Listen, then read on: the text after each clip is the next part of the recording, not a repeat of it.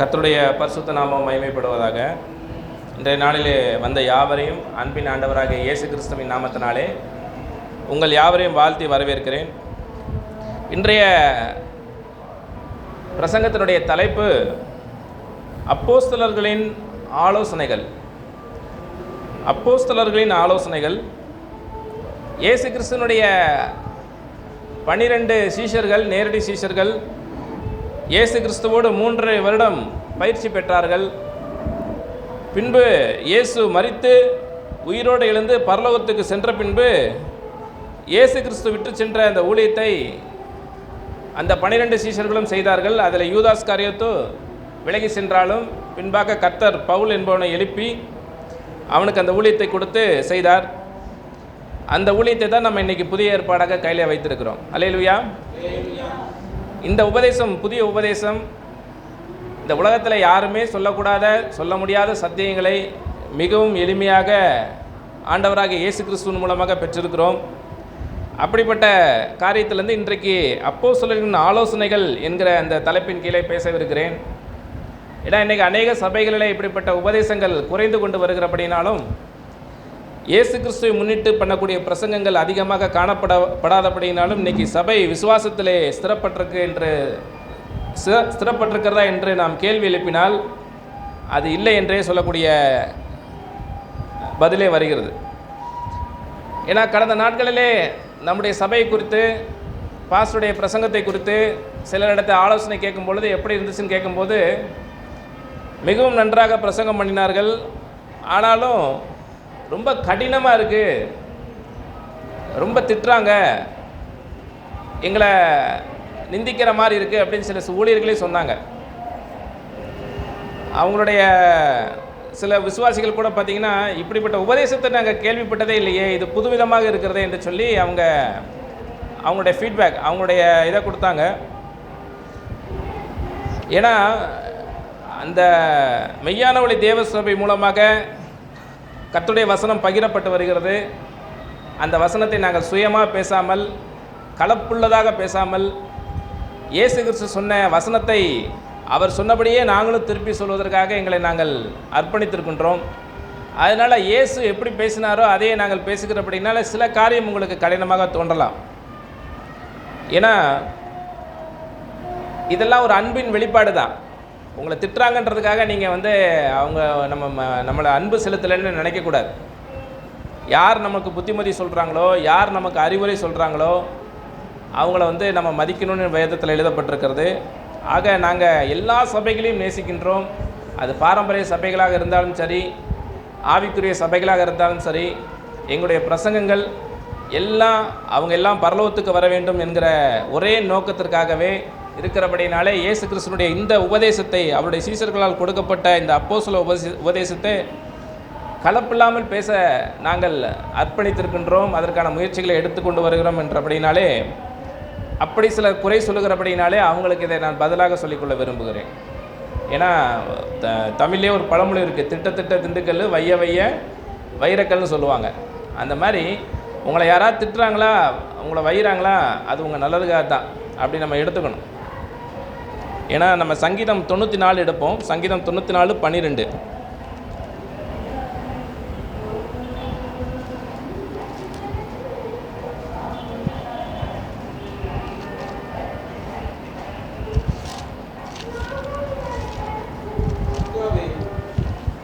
படிங்க. கர்த்தாவே, துன்மார்க்கனுக்கு குழி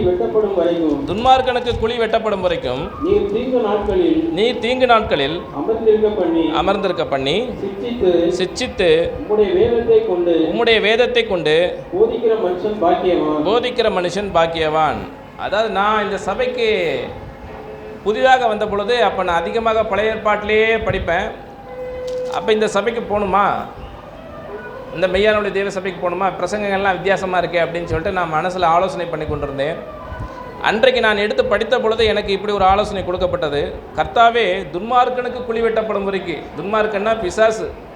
இந்த உலகத்தில் பிசாசு ஏமாற்றி கொண்டிருக்கிறான். பிசாசு மக்களிடத்தில் பொய் சொல்லி பாவத்திலே தள்ளி இருக்கிறான்.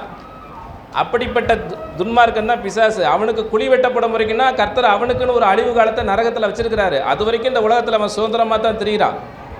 அவனுக்கு குழி வெட்டப்படும் வரைக்கும் தீங்கு நாட்களில் அமர்ந்திருக்க பண்ணி, தீங்கு நாட்கள்லாம் இந்த உலகத்தில் பிசாசு கிரியை செய்கிற நாட்கள் எல்லாமே என்னது? தீங்கு நாட்கள் தான். அந்த தீங்கு நாட்களை இந்த மாதிரி சபை கூடி வருதலை செய்து அமர்ந்திருக்க பண்ணி 13ஆம் வசனம் என்ன போட்டிருக்கு?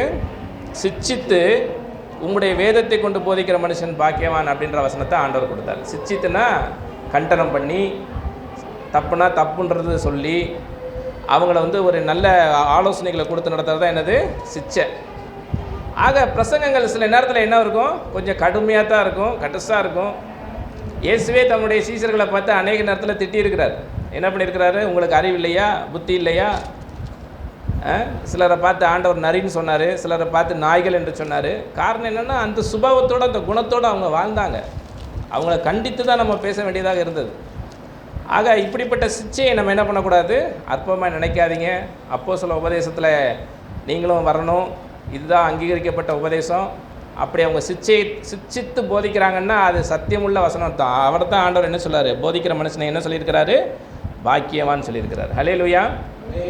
ஆதலால் உங்களுக்கு உங்கள் இருதயத்துக்கு ஏற்ற மாதிரி உங்களை மூளைச்சிலவை செய்கிற அளவுக்கு சிலர் ஊழியர்கள் உங்களுக்கு நயமாக பேசி கொண்டு வந்தால் அது வேதத்தின்படி அங்கீகரிக்கப்பட மாட்டாது.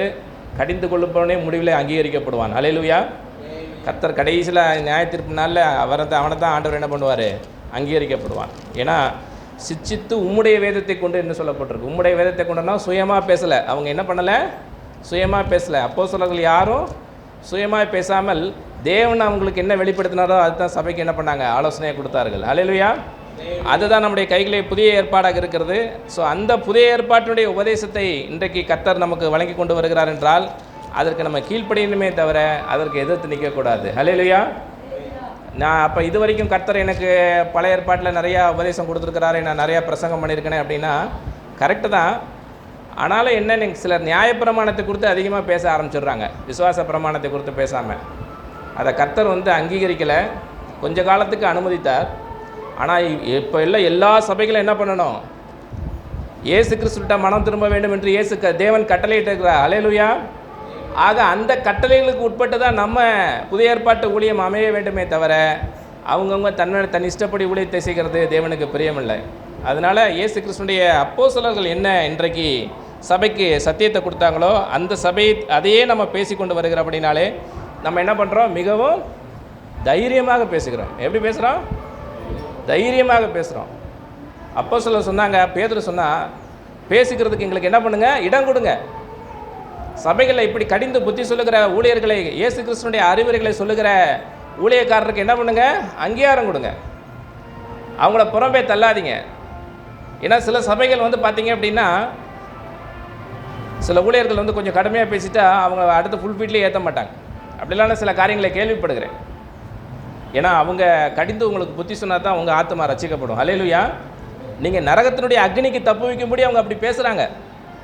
அதை நீங்கள் மறுதளித்து அவங்களுக்கு நீங்கள் செவி கொடாமல் அவங்கள வந்து நீங்கள் உங்கள் இருதயத்துக்கு உங்கள் இச்சைக்கு ஏற்ற போதங்களை நீங்கள் தெரிந்து கொள்றதுனால உங்களுக்கு என்ன பலன்? அதனால் உங்களுக்கு என்ன பரலோகத்தில் கிடைக்க போகிறது? முதல்ல பரலோகத்துக்கு போக முடியுமா? அதனால் அப்படி கிறிஸ்துவனுடைய உபதேசத்தை கலப்பில்லாமல் பேசுகிறவர்களுக்கு நீங்கள் என்ன பண்ண வேண்டும்? இடம் கொடுக்க வேண்டும்.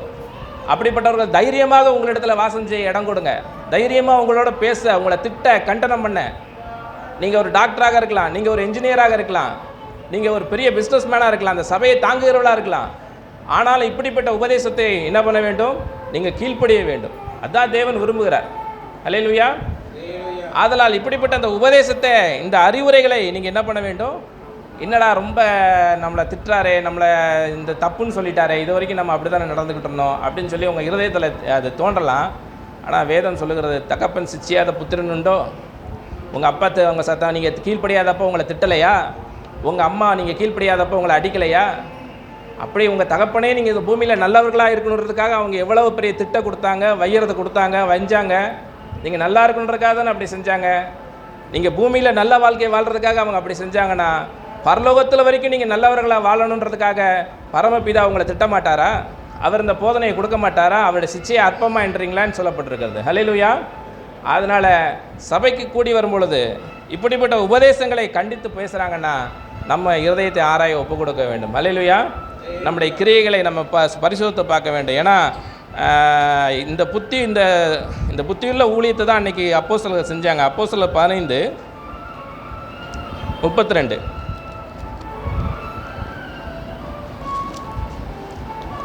அப்போஸ்தலர் நடபடிகள் 15வது அதிகாரம் 32வது வசனம்.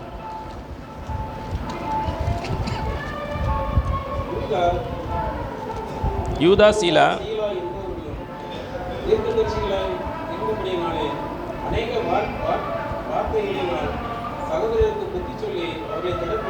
ஹல்லேலூயா. அநேக வார்த்தைகளினால என்ன பண்ணாங்க, அந்த சகோதரர்களுக்கு, விசுவாச பிள்ளைகளுக்கு அவங்க என்ன பண்ணாங்க, அன்றைய ஊழியர்கள் என்ன பண்ணாங்க, புத்தி சொன்னாங்கன்னு சொல்லப்பட்டிருக்கு. ஆக அந்த புத்திமதிகள், அந்த அறிவுரைகளை தான் நம்ம என்ன பண்ண வேண்டும், இன்றைக்கி அதிகமாக கேட்டு நடக்க வேண்டும். அதுதான் விசுவாசம். சரி, இதெல்லாம் நான் கேட்டு நடக்கிறதுனால எங்களுக்கு என்ன பிரயோஜனம்? இப்படிலாம் நான் கீழ்ப்படிய சொல்கிறாங்க, இப்படிலாம் திட்டுறாங்க அப்படின்னா இதனால் தேவன் என்ன எங்களுக்கு வைத்திருக்கிறார் என்பதை குறித்து நீங்கள் கேள்வி கேட்கலாம். 2 தீமோத்தேயு 2வது அதிகாரம் 21வது வசனம்.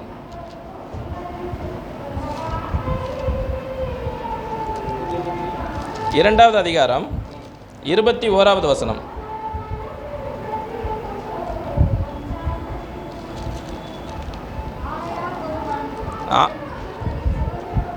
ஆகையால் ஒருவன் இவைகளை விட்டு தன்னை சுதந்திரித்து கொண்டால் அவன் பரிசுத்தமாக்கப்பட்டதும் எஜமானனுக்கு உபயோகமானதும் எந்த நல்ல கிரியைகளுக்கும் ஆயத்தமாக்கப்பட்டதுமான கனத்துக்குரிய பாத்திரமாக இருக்கிறான். அதாவது பார்த்திங்கன்னா, நம்ம எல்லாரும் இயல்பாகவே நம்முடைய குணங்களில் பல கெட்ட சுபாவங்கள் இருக்கும். அதான் ஆண்டவர் சொல்கிறார். என்ன இருக்கும்? கெட்ட சுபாவங்கள் இருக்கும், இயல்பாகவே இருக்கும். ஏன்னா ஆண்டவர் வந்து ஒரு இடத்துக்கு போகிறாரு. அங்கே யூதர்கள் அவங்க வரவேற்றிருக்கிறாங்க. யூதர்கள் பிராமணர்களை விட ரொம்ப ஆச்சாரம் பார்ப்பாங்க. என்ன பண்ணுவாங்க? பிராமணர்களை விட அவங்க ஆச்சாரம் பார்ப்பாங்க. மார்க் 7வது அதிகாரத்தை எடுத்துக்கொள்வோம்.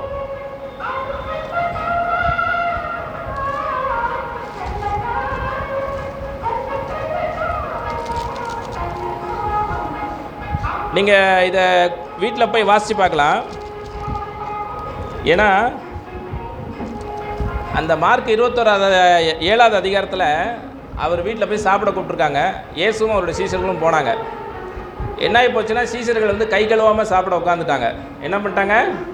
கை கழுவாமல் சாப்பிட உட்காந்துட்டாங்க. ஒரு உலக பிரகாரமாக ஒரு தவறான காரியம்தான். ஏன்னா கை கழுவுறது சுத்தத்தை குறிக்குது.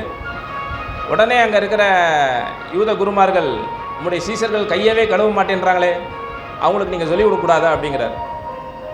அப்போ ஆண்டவர் சொல்கிறாரு, எப்பா வெளிப்புறத்தை மட்டும் நீ சுத்தம் செய்றியே, உள்ளத்தை சுத்தம் செய்ய மாட்டேன்னு கேட்குறாரு. ஹல்லேலூயா. வெளிப்புறத்தை மட்டும் நீ சுத்தம் செய்கிற, 2 வேளை குளிக்கிற, நிறைய ஆச்சாரங்களை கை கொண்டாருன்னு அந்த வசனத்தில் இருக்குது, அந்த அதிகாரத்தில் இருக்குது. தட்டை 2-3 தடவை கழுவாங்களாம். சாப்பிட்றதுக்கு முன்னாடி ஒரு 2 தடவை கழுவுறது, சாப்பிட்டதுக்கு அப்புறம் 2 தடவை கழுவுறது. காலில் தண்ணி ஊற்று கழுவாமல் வீட்டுக்குள்ளே வரமாட்டாங்க. கடைக்கு போனால் ஸ்நானம் பண்ணிட்டு தான் வீட்டுக்குள்ளே வருவாங்க. இப்படி புறமான சுத்தத்துக்கு அதிகமாக அவங்க என்ன பண்ணாங்க? முக்கியத்துவம் கொடுத்தாங்க. அதான் ஆண்டவர் சொல்கிறாரு, இப்படி புறமான விஷயத்தையே நீங்கள் செஞ்சுக்கிட்டு வர்றீங்க, இதுதான் தெய்வீகம் நினச்சிக்கிட்டு இருக்கீங்க. ஆனால் அது தெய்வீகம் இல்லை. உங்கள் இருதயம் சுத்தமாக இருக்கா? உங்கள் யோசனைகள் கரெக்டாக இருக்கான்னு பாருங்கள். எடுத்துக்காட்டுக்கு ஒன்று சொல்கிறாரு. அப்பா அம்மாவுக்கு கடைசி காலத்தில் செய்ய வேண்டிய ஒரு மகனோ மகளோ செய்ய வேண்டிய காரியம், அவங்க வயதாக இருக்கும் பொழுது அவங்களுக்கு தேவையானது அவங்களுக்கு கவனிக்க வேண்டியது ஒரு மகனுடைய கடமை, ஒரு மகளுடைய கடமை. அப்படி நீ செய்யாமல் போனாலும் காணிக்கைன்னு ஒன்று கொடுத்துட்டு போயிரு. அந்த காணிக்கையினால் என்ன பண்ணிடுவாங்க? அந்த அந்த கடமை செய்யாட்டினாலும் பரவாயில்ல, இந்த காணிக்கை கொடுத்துட்டா எல்லாம் சரியாயிடும்ட்டு போதிச்சிருக்கிறாங்க. ஒரு எடுத்துக்காட்டாக இயேசு சொல்கிறார், இப்படிப்பட்ட கற்பனைகள் மூலியமாக தேவனுடைய கற்பனையை அவமாக்கி வருகிறீர்கள்னு சொன்னார். ஆக இது புறம்பான சுத்தத்தை தவிர உள்ளத்தை என்ன பண்ணாது? சுத்தப்படுத்தாது. ஆக இப்படிப்பட்ட அந்த புறம்பான காரியத்தை தெய்வீகம் நினச்சிக்கிட்டு இருக்கிற மக்கள்கிட்ட இருதயத்தை சுத்தத்தை பற்றி பேசினவர் தான் ஆண்டவராக இயேசு கிறிஸ்து. அல்லேலூயா. இயேசு கிறிஸ்துவிட்ட சீசர்கள் கேட்குறாங்க, அந்த தெய்வீக அந்த வசனத்தை குறித்து இதோட விளக்கம் என்ன, எங்களுக்கு புரியலையே அப்படின்னு அவங்க கேட்கும்போது தான் ஆண்டவர் சீசர்களை பார்த்து சொன்னார்.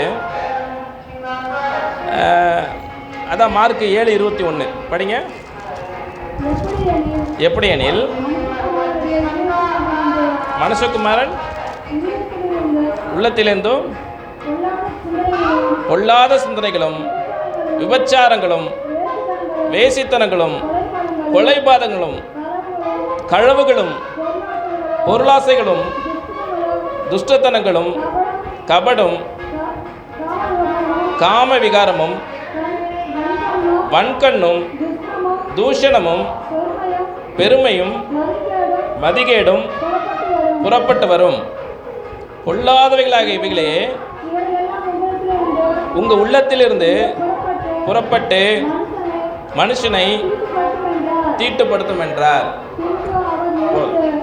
போதும் சிஸ்டர். அதாவது எதெல்லாம் உள்ளத்தை தீட்டுப்படுத்தும்? களவு செய்கிறது, பொருளை அதிகமாக சேர்க்கணும்னு நினைக்கிறது, காம விகாரம், விபச்சாரம், வேசித்தனம், கொலை, இதுதான் என்ன பண்ண ஒரு மனுஷனை தீட்டுப்படுத்தும். கை கழுவாமல் சாப்பிட்றது தீட்டுப்படுத்தாது. ஏன்னா கை கழுவாமல் சாப்பிட்டு நீ என்னத்தை தான் சாப்பிட்டாலும் அதை செமிச்சு என்ன பண்ணிடும், மனஜலாதி வழியாக வெளியே போயிடும், மறுநாள் போயிடும். ஆனால் உள்ளத்துலேருந்து இதெல்லாம் புறப்படுறது தான் மனுஷனை தீட்டுப்படுத்தும். உள்ளத்தை தான் சரிப்படுத்தணும்னாரு. அல்லேலூயா. அந்த நம்ம இயேசுவை ஏற்றுக்கொண்டு சொந்த ரட்சகராக சபைக்கு வந்தாலும் நம்முடைய உள்ள எப்படி இருக்கும், சில டைமில் இப்படிப்பட்ட கரைகள்லாம் படிஞ்சிருக்கும். ஆனால் வேதத்தை கொண்டு சிச்சித்து ஒரு மனுஷன் போதிக்கிறான். எப்படி சொல்கிறான்? வேதத்தை கொண்டு இதெல்லாம் இருக்கக்கூடாது, இதெல்லாம் களவு தப்பு, பொய் சொல்கிறது தப்பு, கபடு இருக்கக்கூடாது, காம விகாரம் இருக்கக்கூடாது, வன்கண் இருக்கக்கூடாது, பொருளாசை இருக்கக்கூடாது என்று சொல்லி ஒரு ஊழியக்காரன் கண்டித்து போதிக்கிறதுக்கு முக்கியமான காரணம் என்னென்னா இப்படிப்பட்ட உள்ள சுத்திகரிப்புக்காக தான். அல்லேலூயா.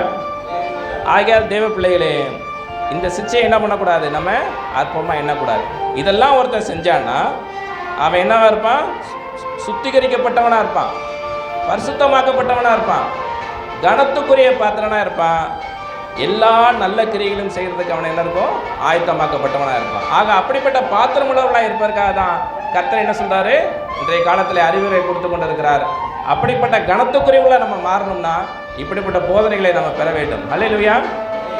ஆக இந்த மாதிரி சில காரியங்கள் எல்லாம் இன்னொரு வசனத்தை படிப்போம். 2 தீமோத்தேயு 3:16. 2 தீமோத்தேயு 3:16.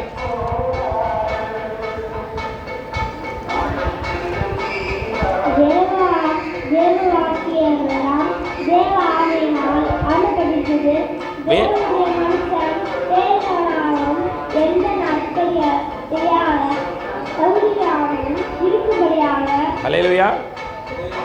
தேவனுடைய வாக்கியங்களெல்லாம் எப்படி இருக்கான்? தேவனுடைய ஆவியினாலே அருளப்பட்டிருக்கிறது. கடவுளுடைய வசனம் கடவுளால் என்ன பண்ணப்பட்டிருக்கிறது? பரிசுத்த ஆவியினாலே அருளப்பட்டிருக்கிறது. நம்ம என்ன பண்ணோம்? எந்த நற்கிரியிலையும் செய்ய தகுதியுள்ளவர்களாக இருக்கும்படிக்கு தான் அந்த வசனம் நம்ம கொடுக்கப்பட்டிருக்கு. அடுத்த வசனத்தை படிங்க சிஸ்டர்.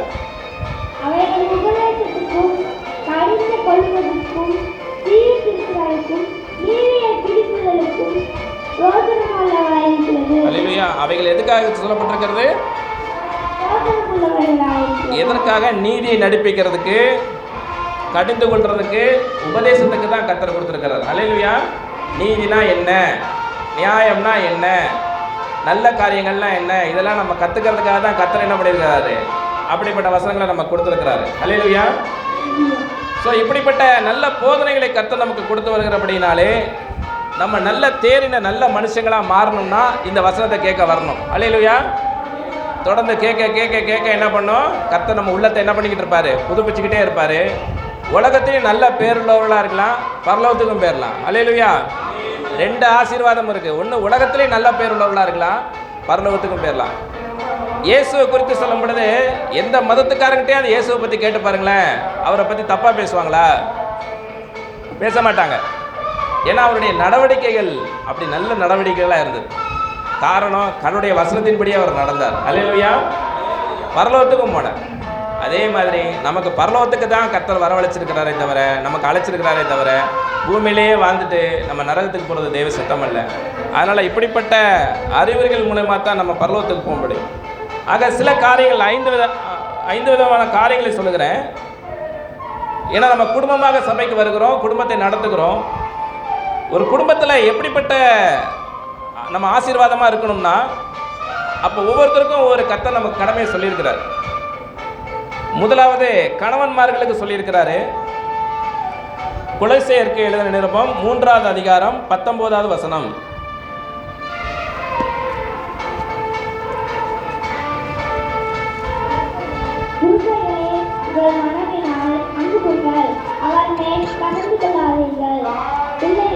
போதும்.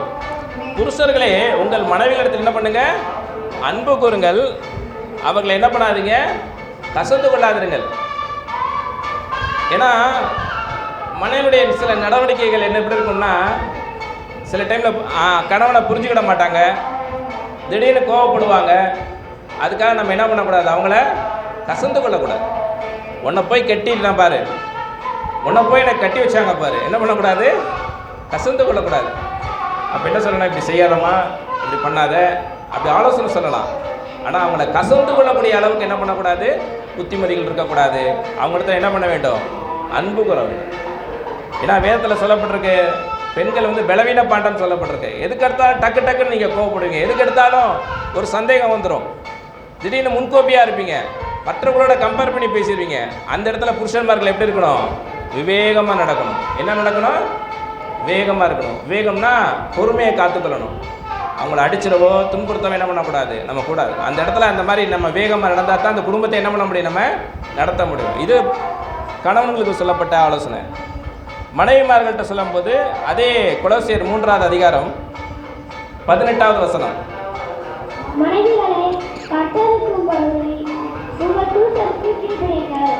மனைவிகளே கர்த்தருக்கு ஏற்றபடி உங்கள் புருஷனுக்கு கீழ்ப்படிங்கள். கடவுள் எப்படி விரும்புகிறாரு புருஷனுக்கு கீழ்ப்படின்னு நீங்கள் நடக்கிறவரோ அதன்படி என்ன பண்ணணும்? நீங்கள் புருஷனுக்கு கீழ்ப்படின்னு சொல்லப்பட்டிருக்கு.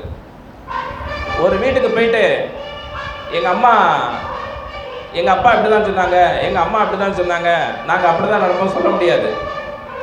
கணவனுடைய காரியம் நியாயம் உள்ளதாக இருந்தால் அவங்களுக்கு என்ன பண்ணணும்? நீங்கள் கீழ்ப்படிய வேண்டும். அதான் கர்த்தருக்கு ஏற்றபடி கீழ்ப்படியன்னு அர்த்தம். அல்லேலூயா. ஏன்னா 1 பேதுரு 3வது அதிகாரம் 1வது வசனத்திலிருந்து வாசிங்க.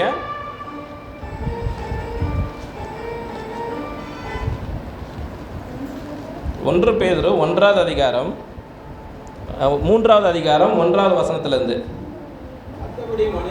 அந்தபடி மனைவிகளே உங்கள் சொந்த புருஷருக்கு கீழ்ப்படிந்திருங்கள். அப்பொழுது அவர்களில் யாராவது திருவசனத்திற்கு கீழ்ப்படியாதவர்களாக இருந்தால் பயபக்தியோடு கூடிய உங்கள் கற்புள்ள நடக்கைகளை போதும். அதாவது உங்க புருஷர் வந்து கடவுளுக்கு கீழ்ப்படியாதவன், கடவுளுக்கு பயமில்லாதவனா நடந்தாலும் மனைவிமார்களுடைய அந்த கற்புள்ள நடவடிக்கை என்ன பண்ணணும்னா அவங்களை என்ன பண்ணும்? ரட்சிக்கும். ஹல்லேலூயா. அடுத்த வசனத்தை வாசிப்போம். 2வது வசனம். போதனையின்றி மனைவியின் நடக்கையிலே ஆதாயப்படுத்திக் கொள்ளப்படுவார்கள். அதாவது போதனையின்றி நீங்க அவங்களுக்கு நல்லது பிரசங்கம் பண்ணணும்னு அவசியம் இல்லை, உங்க நடக்கையே பார்ப்பாங்க. மனைவிமாருடைய நடக்கையை புருஷன் என்ன பண்ணுவான்? பார்த்துக்கிட்டே இருப்பான். முன்னாடி கோவப்படுவாளே, இப்போ கோவப்பட மாட்டேங்கிறா, வீட்டுக்காரங்களை கரெக்டாக செய்கிறாளே, என்னை விசாரிக்கிறா, பிள்ளைகளை விசாரிக்கிறா, என் பெற்றோரை விசாரிக்கிறா. இந்த விஷயங்கள்லாம் அவங்களுக்கு என்ன பண்ணும்? மனசில் ஆழமாக தங்கும். அப்படி தங்கும்போது பார்த்தீங்கன்னா அவங்க போதனைன்ட்டு என்ன பண்ணுவாங்க? ரட்சிக்கப்படுவாங்க. ஹல்லேலூயா.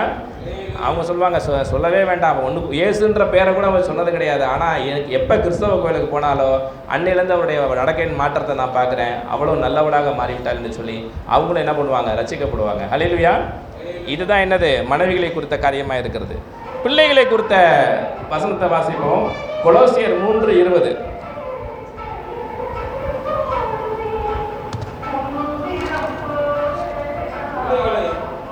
பிள்ளைகளே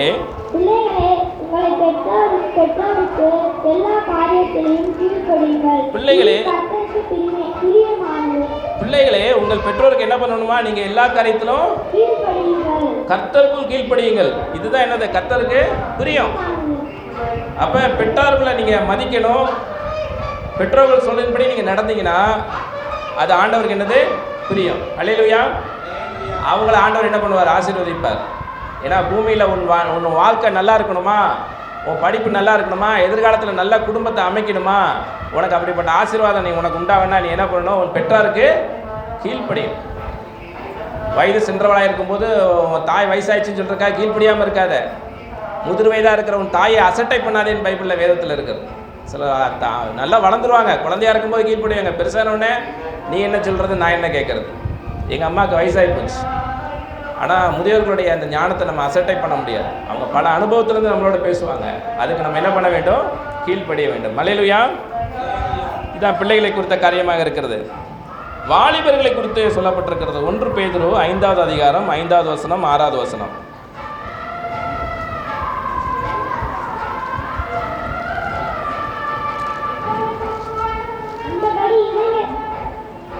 அந்தபடி இளைஞரே சபையில் இருக்கிற மூப்பருக்கு நீங்க கீழ்ப்படிங்கள். நீங்கள் எல்லாரும் ஒருவருக்கொருவர் கீழ்ப்படிந்து மனத்தாழ்மை அணிந்து கொள்ளுங்கள். பெருமையுள்ளவர்களுக்கு தேவன் எதிர்த்து நிற்கிறார், தாழ்மையுள்ளவர்களுக்கோ கிருபை அளிக்கிறார். அதான் அடுத்து, ஆகையால் ஏற்ற காலத்திலே தேவன் உங்களை உயர்த்தும்படிக்கு அவருடைய பலத்த கைக்குள் அடங்கியிருங்கள். வாலிபர்களுக்கு என்ன சொல்லப்பட்டிருக்கிறது? யாருக்கு கீழ்ப்படியணுமா? யாரு கீழ்ப்படியணும்? மூப்பர்னா யாரு? சபை ஊழியக்காரர், சபையை தாங்கி நடத்துறவங்க.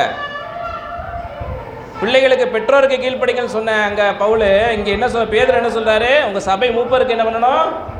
கீழ்ப்படியணும். பாஸ்டர் ஃபோன் பண்ணுறாரு, என்ன பிரதர் நல்லா இருக்கீங்களா? நல்லா இருக்கேன் பாஸ்டர். கல்யாணம்னா நல்லபடியாக முடிஞ்சிச்சு பாஸ்டர். பிஸ்னஸ்லாம் நல்லா போகுது பாஸ்டர். சபைக்கு வாங்க அப்படின்னா கீழ்ப்படிகிறதே கிடையாது. என்ன கிடையாது? கீழ்ப்படிகிறதே கிடையாது. யாருக்கு கீழ்ப்படியணும்? மூப்பர்களுக்கு கீழ்ப்படியணும்.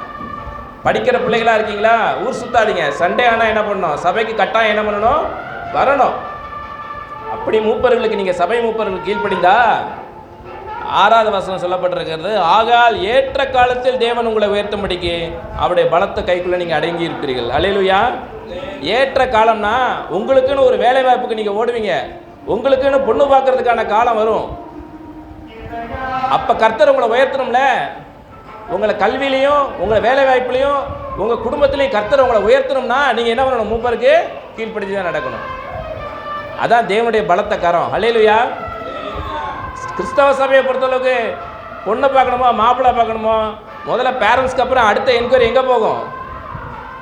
சர்ச்சுக்கு போகும். பாஸ்டர் இந்த பொண்ணு எப்படி, இந்த பையன் எப்படி, சாட்சி கேட்பாங்கல்ல. இந்துக்கள்லே ஒரு பொண்ணை பார்க்கணுன்னா குடும்பத்தை மட்டும் பார்ப்பாங்களா? சுற்று வட்டாரத்தில் கேட்பாங்க, விசாரிப்பாங்க. பொண்ணு நல்ல பொண்ணா, பையன் நல்ல பையனா அப்படின்னு கேட்டு தான் என்ன பண்ணுவாங்க? பொண்ணு எடுப்பாங்க, மாப்பிள்ளை எடுப்பாங்க. இங்கே என்ன பண்ணுவாங்க? மூப்பர்கள் கையில் இருக்கிறது. அல்லேலூயா. அதனால் வாலிபர்கள் என்ன பண்ணக்கூடாது? எனக்கு தான் எல்லாம் தெரியும், எனக்கு தான் எல்லாம் தெரியும் அப்படின்னு சொல்லி போகக்கூடாது. என்ன பண்ணணும்? மூப்பர்களுக்கு நீங்கள் கீழ்ப்படியணும். அங்கே வயசானவங்க, அவங்க நல்ல சபையை நடத்துகிற அனுபவம் உள்ளவங்க, அவங்க சொல்கிற ஆலோசனை என்ன பண்ணணும்? நீங்கள் கீழ்ப்படிஞ்சு நடக்கணும். அதனால் அப்படி கீழ்ப்படிஞ்சு நடக்கும்போது கர்த்தர் என்ன பண்ணுவார்? ஏற்ற காலத்தில் என்ன பண்ணுவார்? உயர்த்துவார். அப்படிதான் நான்லாம் வந்தேன். அல்லேலூயா. ரொம்பலாம் நான் ரொம்ப கஷ்டப்படலை. ஃபாரின் போகணும், அங்கே சம்பாதிக்கணும், அங்கே சம்பாதிச்சா தான் வீட்டுக்கு அனுப்ப முடியும், அப்படி இப்படின்னு அர்த்தம் எத்தனையோ பேர் ஆலோசனை கொடுத்தாங்க.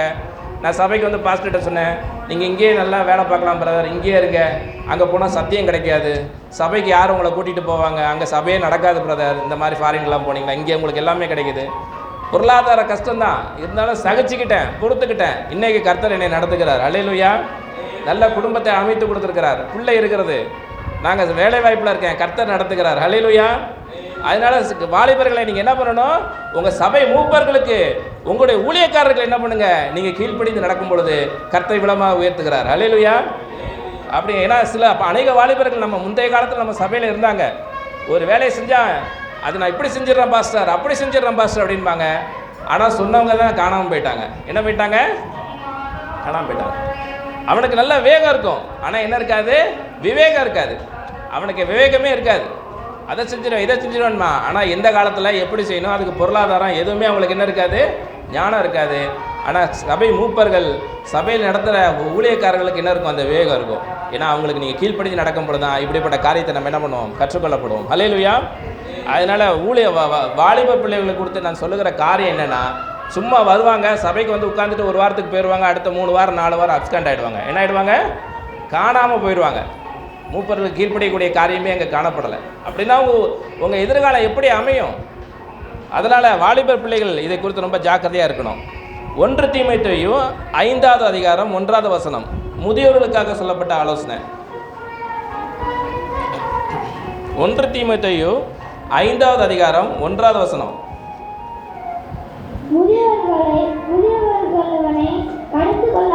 முதியவர்களை கடிந்து கொள்ளாமல், அவங்கள ரொம்ப திட்டிராம,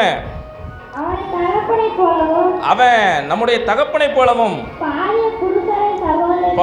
பாலிய புருஷரை சகோதரரை போலவும்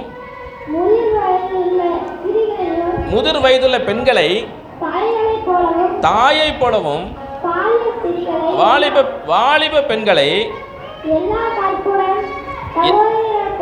எல்லா கற்புடைய சகோதரிகளைப் போலவும் பாவித்து புத்தி சொல்லு. அதாவது இளம் ஊழியர்களுக்கு பவுல் என்கிற முதிய ஊழியக்காரன் சொல்கிறான், நீ முதியவர்களை எப்படி நடத்தணும், முதிய வயது ஆண்களை எப்படி நடத்தணும், வயசு முதிர்ந்த பெண்களை எப்படி நடத்தணும், வாலிப பெண்களை எப்படி நடத்தணுன்ற ஆலோசனை சொல்கிறான்.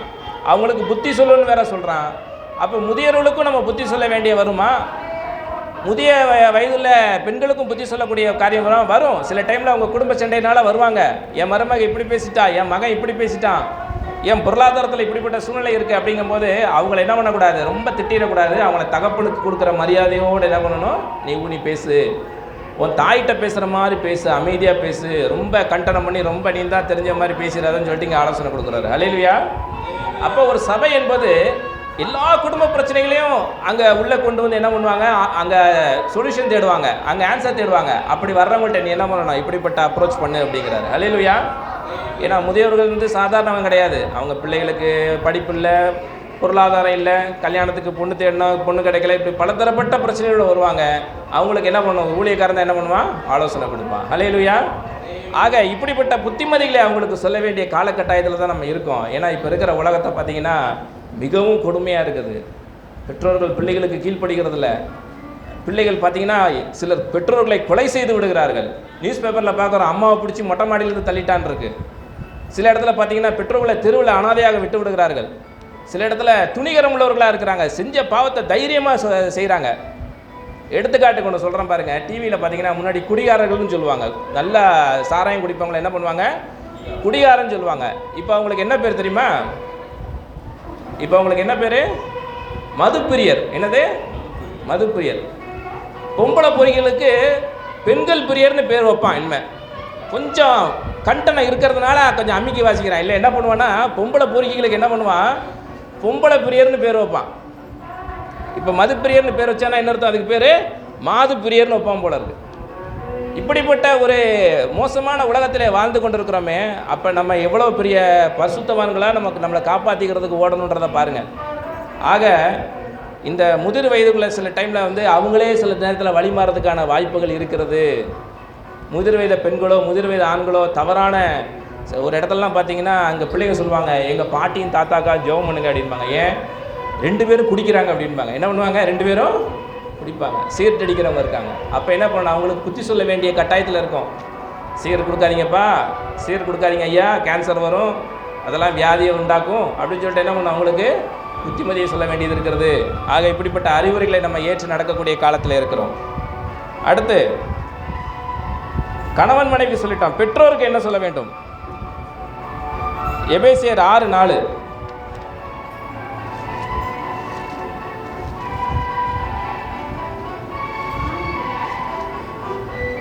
எபேசியருக்கு எழுதின நிருபம் 6வது அதிகாரம் 4வது வசனம்.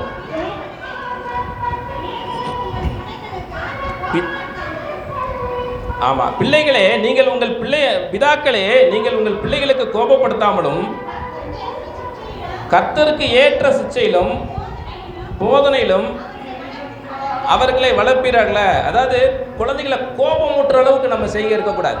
அவங்க நம்மளை பார்க்கும் போதே என்ன பண்ணணும்? மணந்துருக்கணும். அல்லேலூயா.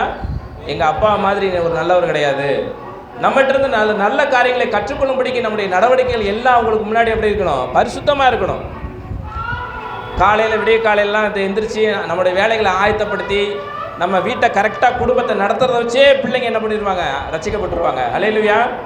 ஏன்னா அப்பா அப்படி இருக்காங்க, அம்மா எப்படி இருக்காங்க, என்ன பண்ணணும்? நானும் அப்படி இருப்பேன்னு வரணும். சில பிள்ளைகள் அப்படியே வருவாங்க, அம்மா எனக்கு பசிக்குது தோசை சுட்டு கொடு அப்படின்பாங்க. இவங்களுக்கு டிவியில் வீடியோ இந்த சீரியல் என்ன பண்ணிக்கிட்டு இருக்கோம்? அவங்களுக்கு ஓடிக்கிட்டு இருக்கோம். சீரியல் நேம் கூட ஏதாவது நல்ல நல்ல குடும்பம் கூட வச்சுருப்பான். அந்த சீரியல் கேட்டிருக்கோம், நல்ல குடும்பம், கணவன் மனைவி ஒற்றுமை, ஏதாவது ஒரு பேர் வச்சு என்ன பண்ணுவான்? சீரியலில் ஓட்டிக்கிட்டு இருப்பான். இவங்க பிள்ளைகளுக்கு சோத்தை கொடுக்காம கணவனாரை கவனிக்காமல் என்ன பண்ணுவாங்க? டிவியை பார்த்துக்கிட்டே இருப்பாங்க. இதெல்லாம் நல்ல காரியமா? குடும்பத்தை நடத்துகிற காரியமா? பிள்ளைகள் உங்கள் மேலே என்ன பண்ணுவாங்க? கோபம் அடைவார்கள், எரிச்சல் அடைவார்கள்.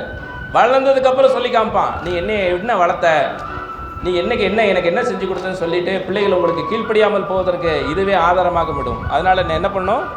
பெற்றோர்கள் பிள்ளைகளை கோபப்படுத்தாமலும் அவங்களுக்கு முன்னாடி என்ன பண்ணணும்? கர்த்தருக்கேற்ற சிச்சையில் நம்ம நடக்கணும்.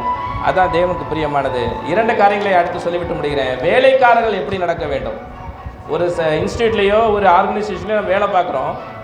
அப்படிப்பட்டவங்களுக்கு நம்ம எப்படி நடக்கணும் என்பதை குறித்து சொல்லப்பட்டிருக்கு. அதே எபேசியர் 6வது அதிகாரம் 5வது வசனம்.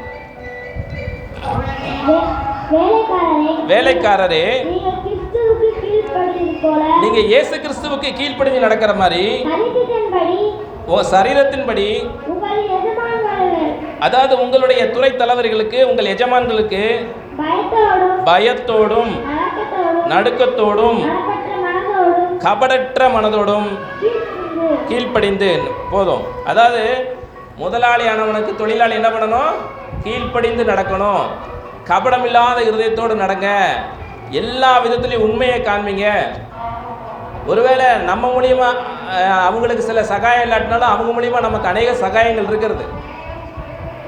ஒரு தம்பிட்ட நான் சொல்லுவேன், அவர் லட்ச லட்சமாக லாபம் எடுத்துகிட்டு போட்டோம், உனக்கு சில ஆயிரங்கள் தான் அவருக்கு சம்பளம் கொடுக்குறாரு. நட்டமானாலும் உன் சம்பளத்தை பிடிக்க மாட்டார். என்ன பண்ண மாட்டார்? ஒரு முதலாளிக்கு அதே கம்பெனி நட்டமானாலும் அவர் உனக்கு கொடுக்க வேண்டிய சம்பளத்தை அவர் கொடுத்து தானே ஆகணும். அப்போ நீ அவருக்கு எவ்வளோ உண்மையாக நடக்கணும். அதனால் முதலாளியானவனுக்கு என்ன பண்ணணும்? தொழிலாளி கீழ்ப்படிய வேண்டும். அதுவே ரட்சிக்கப்பட்ட கிறிஸ்தவ தொழிலாளியாக இருந்தால் ரெட்டிப்பான கணத்து கூட அவங்களுக்கு என்ன பண்ணணும்? கீழ்ப்படிய வேண்டும். அல்லேலூயா. அதே தான் எஜமான்களுக்கும் சொல்லப்பட்டிருக்கு. எஜமான்களே, கொலோசியர் 4:1.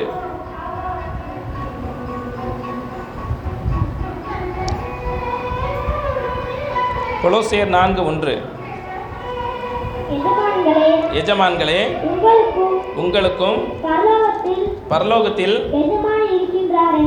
எஜமான் இருக்கின்றார் என்று அறிந்து வேலைக்காரருக்கு நீதியும் செவ்வையுமானவைகளை செய்யுங்கள்.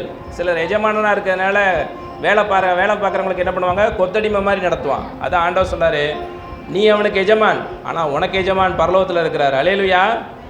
அவனுக்கு நீ பயந்து நீ நடக்கணும்னா உன் வேலைக்காரருக்கு நீதி செய். அவனுக்கு கொடுக்க வேண்டிய சம்பளத்தை காலகாலத்துக்கு கொடு. அவனுக்கு கொடுக்க வேண்டிய மரியாதையை செய். அப்படி நீ செய்கிறதுனால நீ பரலோகத்தில் இருக்கிற எஜமானுக்கு நீ கீழ்ப்படுகிறவன் ஆவா என்று சொல்லப்பட்டிருக்கிறது. அதனால் தேவனுடைய பிள்ளைகளே, இப்படிப்பட்ட நல்ல ஆலோசனைகள் நம்முடைய குடும்பத்தை நடத்துவதற்கும் நம்ம தொழிலையும் சரி கர்த்தர் நமக்கு எப்படி நடக்க வேண்டிய அந்த ஆலோசனை கொடுத்துருக்கிறபடினாலே நாம் அப்படி நடக்கும் பொழுது ஆண்டவர் வசனம் சொல்லுகிறபடி நம்ம எல்லாரும் நற்கிரியில் செய்கிற தகுதி உள்ளவர்களாக கர்த்தர் நம்ம மாற்றுவார். அல்லேலூயா.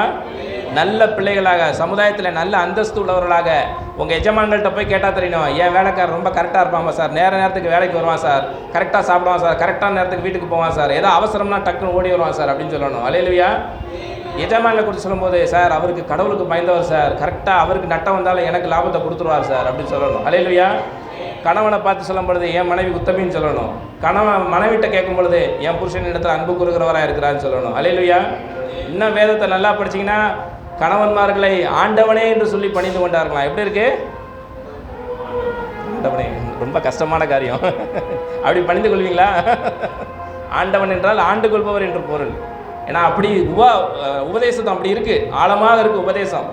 அந்த உபதேசத்தில் நம்ம நடக்கும் பொழுது கர்த்தர் நம்மளை ஆசீர்வதிக்கிறவர் இருக்கிறார். ஹல்லேலூயா. கர்த்தர் தாமே நம்மை ஆசீர்வதிப்பாராக. ஆமீன்.